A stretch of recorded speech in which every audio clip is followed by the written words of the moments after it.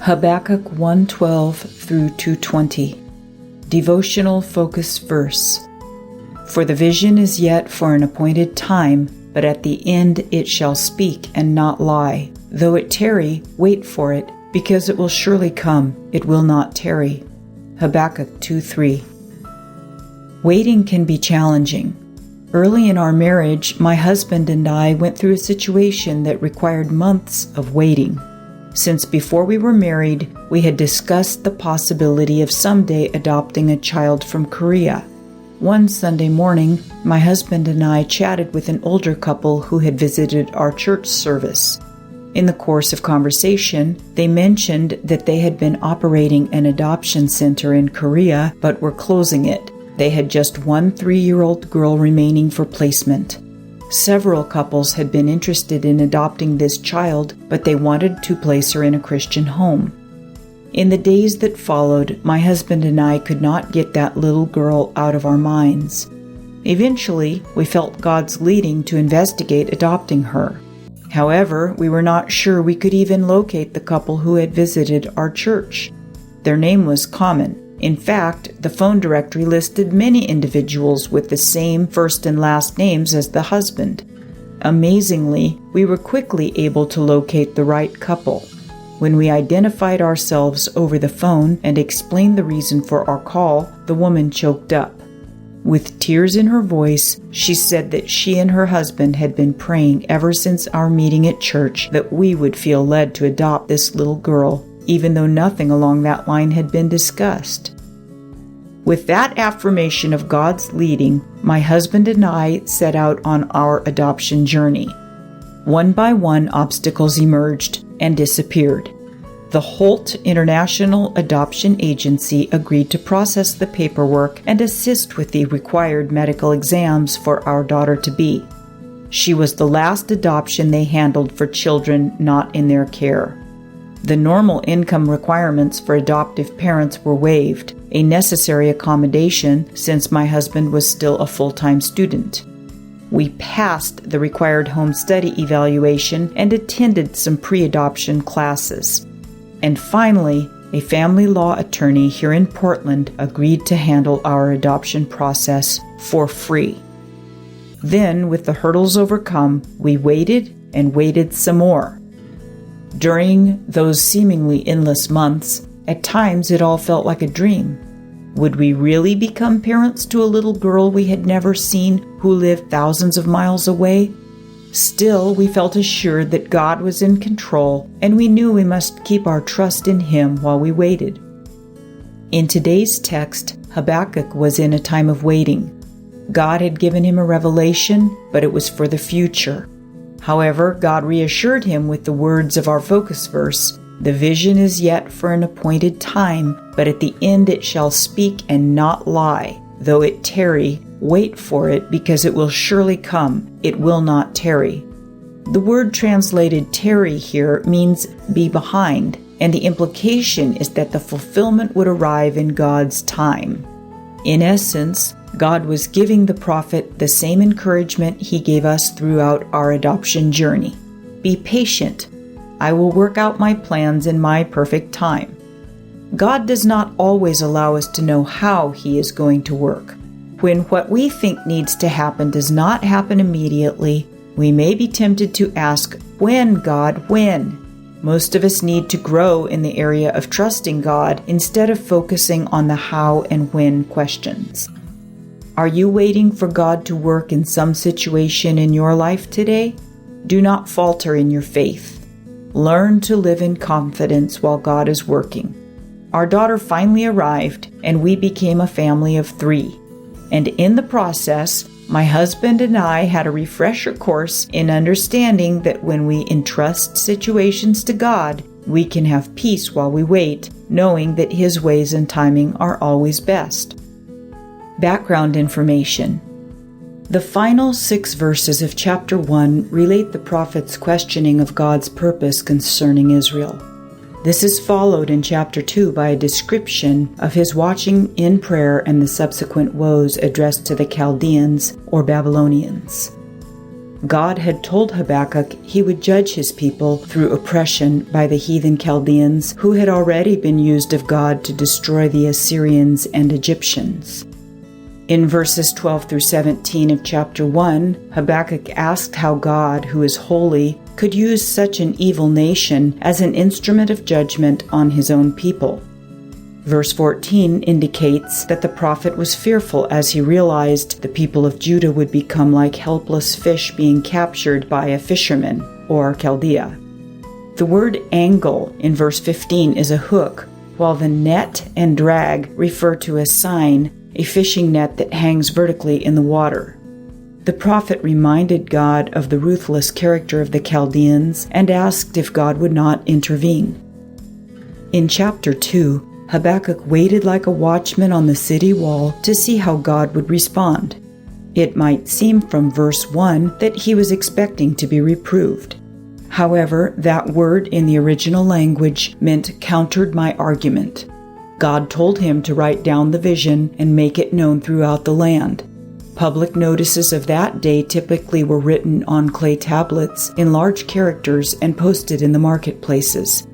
The commandment to run in verse 2 has been interpreted to mean either that those who read the notice should flee from the attack of the Chaldeans, or that the prophet himself should hasten to spread the message throughout the land. In verse 3, God assured Habakkuk that although judgment would be in the future, it would be fulfilled in God's appointed time. He reminded Habakkuk that the just shall live by his faith. Those who held steadfastly to God could depend upon his faithfulness.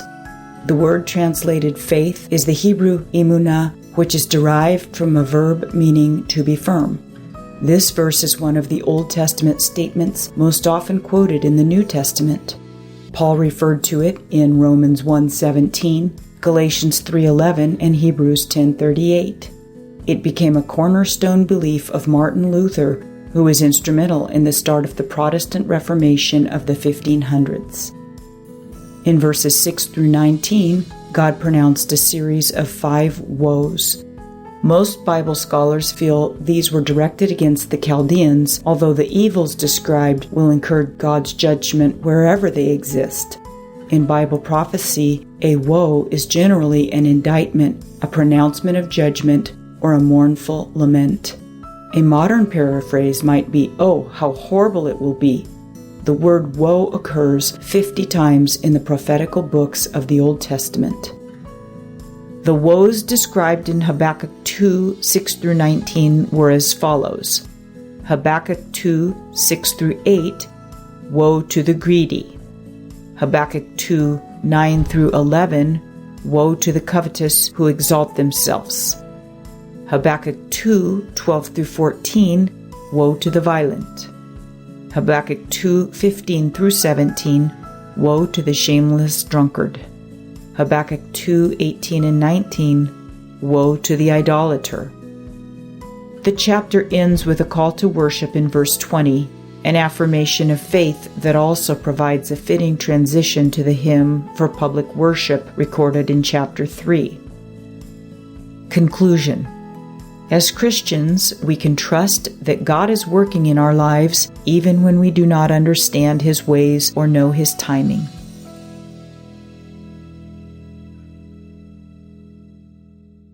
Art thou not from everlasting, O Lord my God, mine Holy One? We shall not die. O Lord, thou hast ordained them for judgment, and, O mighty God, thou hast established them for correction.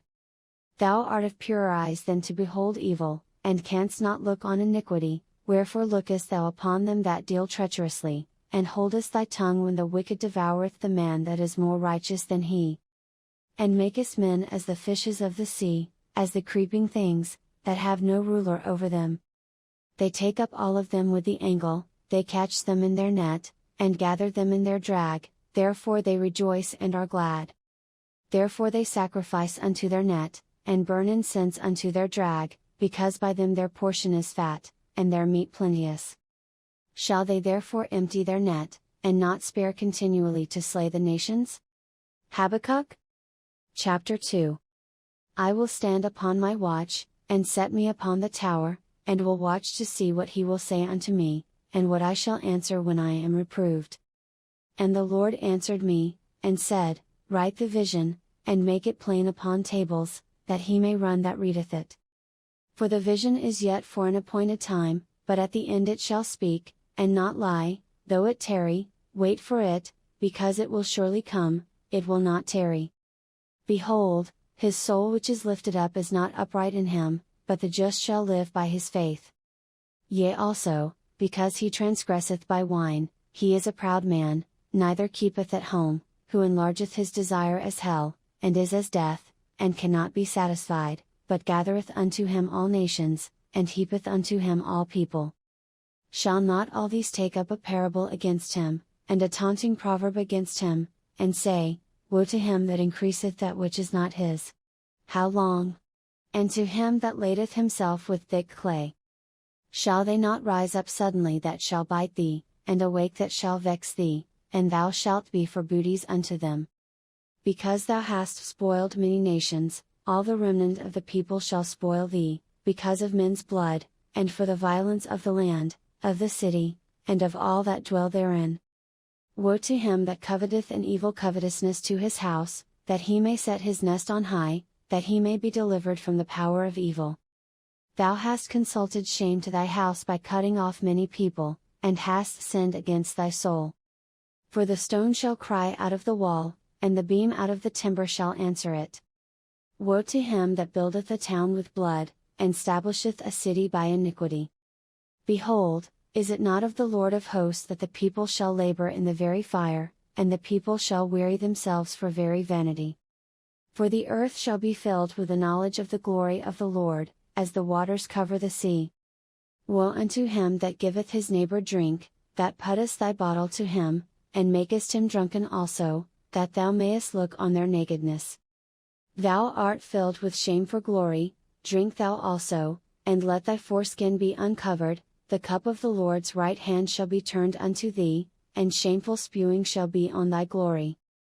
For the violence of Lebanon shall cover thee, and the spoil of beasts, which made them afraid, because of men's blood, and for the violence of the land, of the city, and of all that dwell therein. What profiteth the graven image that the maker thereof hath graven it, the molten image, and a teacher of lies, that the maker of his work trusteth therein, to make dumb idols? Woe unto him that saith to the wood, Awake, to the dumb stone, Arise, it shall teach. Behold, it is laid over with gold and silver, and there is no breath at all in the midst of it.